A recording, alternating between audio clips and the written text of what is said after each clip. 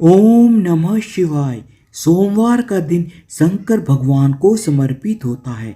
सोमवार के दिन भक्त भोलेनाथ को प्रसन्न करने के लिए विशेष पूजा अर्चना करते हैं। कुछ लोग सोमवार के दिन व्रत भी रखते हैं ताकि भगवान शिव की विशेष कृपा प्राप्त की जा सके। बाबा भोलेनाथ के आशीर्वाद के लिए अगर आप भी सोमवार का व्रत कर रहे हैं तो शिव व्रत कथा को पढ़कर या सुनकर इस उपवास को अवश्य पूर्ण करें। सोमवार की व्रत कथा। एक समय की बात है, किसी नगर में एक धनी व्यापारी रहता था। सब कुछ होने पर भी वह व्यापारी अंतर मन से हमेशा बहुत ही ज्यादा दुखी रहता था, क्योंकि उस व्यापारी का कोई पुत्र नहीं था। दिन रात उसे यही चिंता सताती रहती थी। पुत्र पाने की इच्छा से वह व्यापारी प्रत्येक सोमवार भगवान शिव की व्रत पूजा किया करता था। सायंकाल को व्यापारी शिव मंदिर में जाकर भगवान शिव के सामने घी का दीपक जलाया करता था। उस व्यापारी की भक्ति को देखकर एक दिन माता पार्वती ने भगवान शिव से कहा, हे प्राणनाथ, यह व्यापारी आपका सच्चा भक्त है। कितने दिनों से यह सोमवार का व्रत और पूजा नियमित कर रहा है। भगवान, आप इस व्यापारी की मनोकामना अवश्य पूर्ण करें। पार्वती जी की इच्छा सुनकर भगवान शिव ने पार्वती जी से कहा, हे पार्वती, इस संसार में हर प्राणी को उसके कर्मों का फल मिलता है और जिसके भाग्य में जो हो उसे भोगना ही पड़ता है। लेकिन पार्वती जी ने साहूकार की भक्ति का मान रखने के लिए उसकी मनोकामना पूर्ण करने की इच्छा जताई। माता पार्वती का इतना आग्रह देखकर भगवान शिव ने माता पार्वती से कहा, तुम्हारे आग्रह पर मैं इस व्यापारी को पुत्र प्राप्ति का वरदान देता हूँ, लेकिन इसका पुत्र 16 वर्ष से अधिक जीवित नहीं रहेगा। उसी रात भगवान शिव ने सपने में आकर उस व्यापारी को दर्शन देकर उसे पुत्र प्राप्ति का वरदान दिया और उसके पुत्र के 16 वर्ष तक जीवित रहने की बात भी बताई। भगवान के वरदान से व्यापारी को खुशी तो हुई, लेकिन पुत्र की अल्पायु की चिंता ने उस खुशी को नष्ट कर दिया। व्यापारी पहले की तरह ही सोमवार का विधिवत व्रत करता रहा। कुछ महीनों के पश्चात व्यापारी के घर में अति सुंदर पुत्र उत्पन्न हुआ। इससे व्यापारी के घर में खुशियां भर गई। बहुत ही धूमधाम से पुत्र जन्म का समारोह मनाया गया। व्यापारी को पुत्र जन्म की अधिक खुशी नहीं हुई, क्योंकि उसे पुत्र की अल्पायु के रहस्य का पता था। यह रहस्य घर में किसी और को मालूम नहीं था। विद्वान ब्राह्मणों ने उस पुत्र का नाम अमर रखा। जब अमर 12 वर्ष का हुआ तो व्यापारी ने उसे शिक्षा प्राप्ति के लिए वाराणसी भेजने का निश्चय किया। व्यापारी ने अमर के मामा दीपचंद को बुलाया और कहा कि तुम अमर को शिक्षा प्राप्त करने के लिए वाराणसी ले जाओ। अमर अपने मामा के साथ शिक्षा प्राप्त करने के लिए वाराणसी की ओर चल दिया। रास्ते में जहाँ पर भी अमर और दीपचंद रात्रि विश्राम के लिए ठहरते, वहीं पर यज्ञ करते और ब्राह्मणों को भोजन कराते और दान दक्षिणा देते। लंबी यात्रा के बाद अमर और दीपचंद एक नगर में पहुंचे। उस नगर के राजा की कन्या के विवाह की खुशी में पूरे नगर को सजाया गया था। निश्चित समय पर बारात आ गई, लेकिन वर का पिता अपने बेटे के एक आंख से काना होने के कारण बहुत ही ज्यादा चिंतित था। उसे इस बात का भय सता रहा था कि राजा को इस बात का पता चलने पर कहीं वह विवाह से इनकार न कर दे, इससे उसकी बहुत ही ज्यादा बदनामी होगी। वर के पिता ने जब अमर को देखा तो उसके मस्तिष्क में एक विचार आया। उसने सोचा, क्यों ना इस लड़के को दूल्हा बनाकर राजकुमारी से विवाह करा दूं।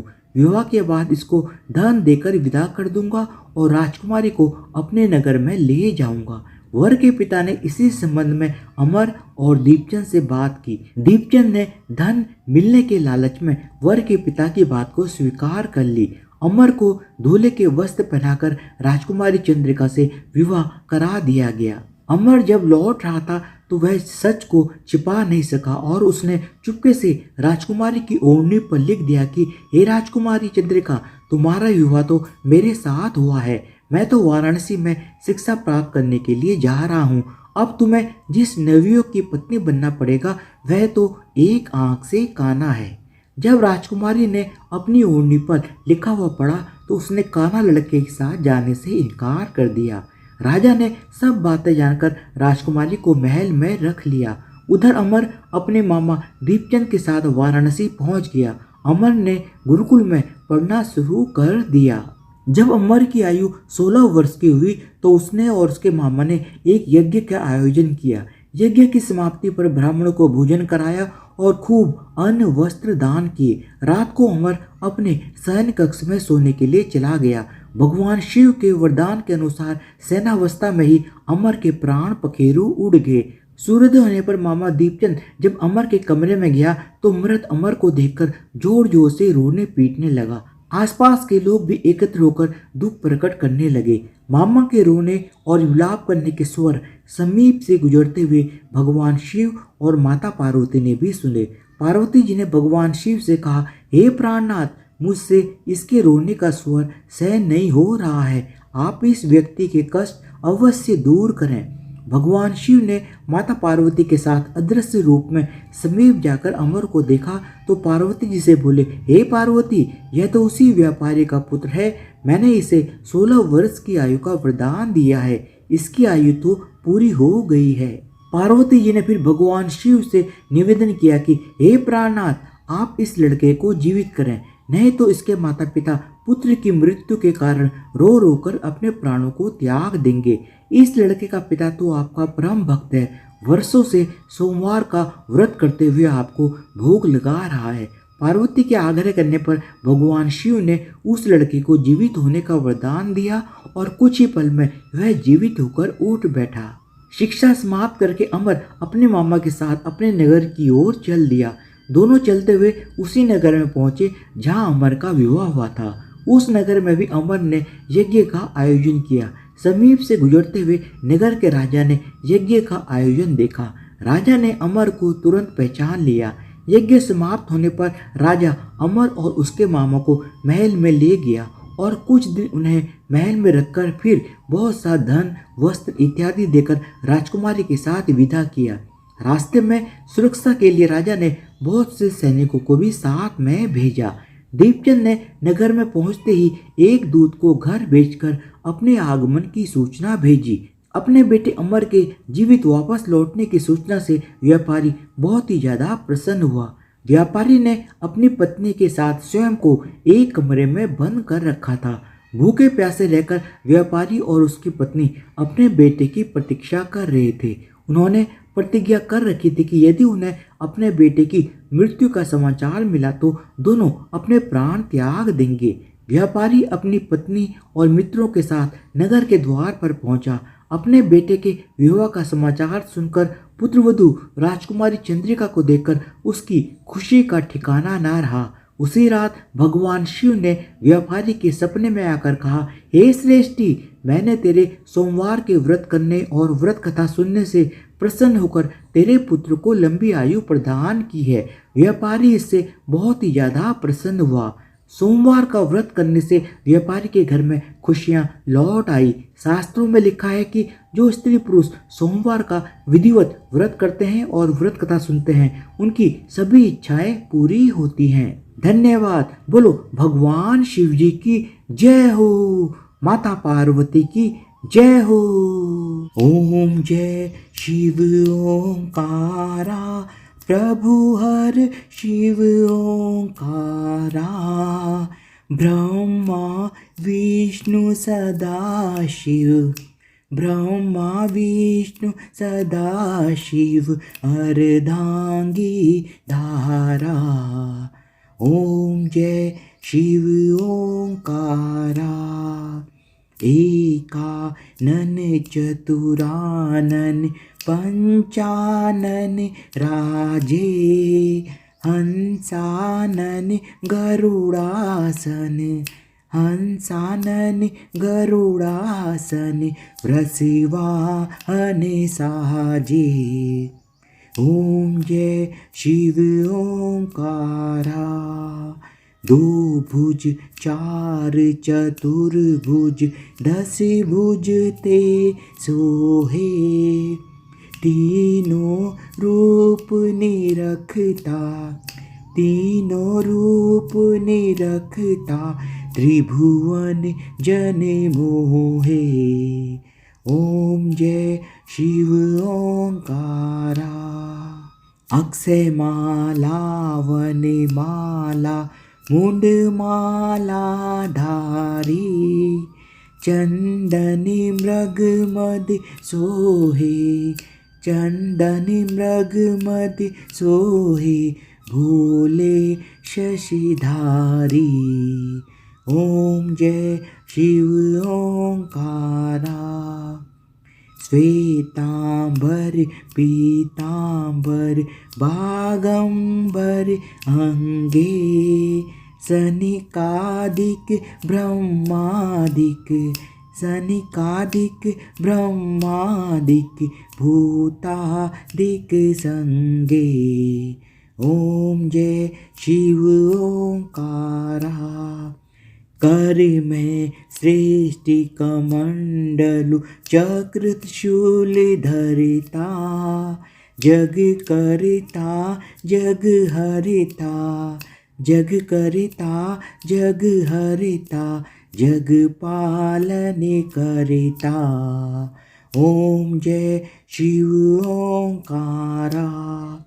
ब्रह्मा विष्णु सदाशिव जानत अविवेका प्रणवाक्षर के मध्य प्रणवाक्षर के मध्य यह तीनों एका। ओम जय शिव ओंकारा। त्रिगुण शिव की आरती जो कोई गावे कहते शिवानंद स्वामी कहते शिवानंद स्वामी मनवांछित फल पावे। ओम जय शिव ओंकारा। प्रभु हर शिव ओंकारा। ओम जय शिव ओंकारा। प्रभु हर शिव ओंकारा। ओम जय शिव ओंकारा। प्रभु हर शिव ओंकारा। जय गणेश जय गणेश जय गणेश देवा जय गणेश जय गणेश जय गणेश देवा। माता जाकी पार्वती पिता महादेवा माता जाकी पार्वती पिता महादेवा। एक दंत दयावंत चार भुजाधारी एक दंत दयावंत चार भुजाधारी। माथे सिंदूर सोहे मूसे की सवारी माथे सिंदूर सोहे मूसे की सवारी। जय गणेश जय गणेश जय गणेश देवा जय गणेश जय गणेश जय गणेश देवा। माता जाकी पार्वती पिता महादेवा माता जाकी पार्वती पिता महादेवा। पान चढ़े फल चढ़े और चढ़े मेवा पान चढ़े फल चढ़े और चढ़े मेवा। लड्डुअन का भोग लगे संत करें सेवा लड्डुअन का भोग लगे संत करें सेवा। जय गणेश जय गणेश जय गणेश देवा जय गणेश जय गणेश जय गणेश देवा। माता जाकी पार्वती पिता महादेवा माता जाकी पार्वती पिता महादेवा। अंधन को आँख देते कोढ़िन को काया अंधन को आँख देते कोढ़िन को काया। बांझन को पुत्र देते निर्धन को माया बांझन को पुत्र देते निर्धन को माया। जय गणेश जय गणेश जय गणेश देवा जय गणेश जय गणेश जय गणेश देवा। माता जाकी पार्वती पिता महादेवा माता जाकी पार्वती पिता महादेवा। सूर्य श्याम शरण आए सफल कीजिए सेवा, सूर्य श्याम शरण आए सफल कीजिए सेवा। माता जाकी पार्वती पिता महादेवा, माता जाकी पार्वती पिता महादेवा। जय गणेश जय गणेश जय गणेश देवा, जय गणेश जय गणेश जय गणेश देवा। माता जाकी पार्वती पिता महादेवा, माता जाकी पार्वती पिता महादेवा। दीनन की लाज रखो शंभु सुतकारी, दीनन की लाज रखो शंभु सुतकारी। कामना को पूर्ण करो जाऊं बलिहारी, कामना को पूर्ण करो जाऊं बलिहारी। जय गणेश जय गणेश जय गणेश देवा, जय गणेश जय गणेश जय गणेश देवा। माता जाके पार्वती पिता महादेवा, माता जाकी पार्वती पिता महादेवा, माता जाकी पार्वती पिता महादेवा।